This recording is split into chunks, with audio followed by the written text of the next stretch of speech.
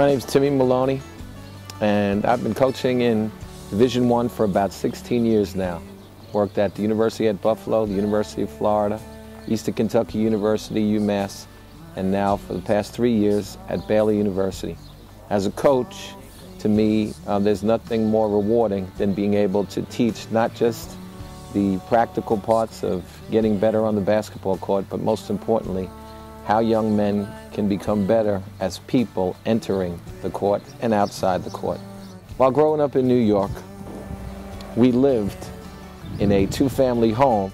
This one Saturday morning, instead of watching Space Ghost and some of the more typical cartoons we might have in those days, there was a basketball game on. And the basketball game showcased the University of Nevada, Las Vegas, and athletes in action. While watching this game, as a 9-year-old, I was excited about the game itself. But an interesting thing happened at halftime. At halftime, rather than walking into the locker room to discuss strategy, the athletes in action team stayed outside. And in staying outside on the court, one athlete came and spoke with the entire group of people that was remaining in the stands during the halftime. And I found it really interesting because this young gentleman started to talk about his faith and about the importance of God in his life. It really stuck to me that this team was really about letting people know that, letting people hear about their faith walk.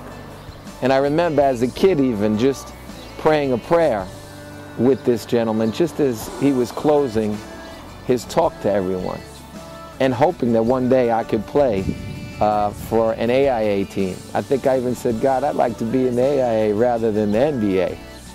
And as funny as life is, time would pass and I would grow up, and at 23 years of age and just getting out of school, I received a letter from Athletes in Action. And it was a request for me to apply to be on their international basketball team.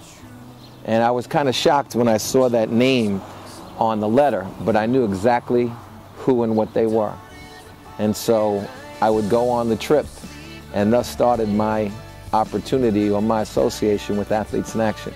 Since that time, I've coached 3 different tours as a head coach, and in each of them, I can honestly say my heart has grown, my faith walk has grown, and my experience just of other cultures and people has broadened. There's nothing about Athletes in Action to me that's a downside. It's all about an upside. And it's about being able to really look up in this life when things are down and finding your foothold in a foundation that won't break.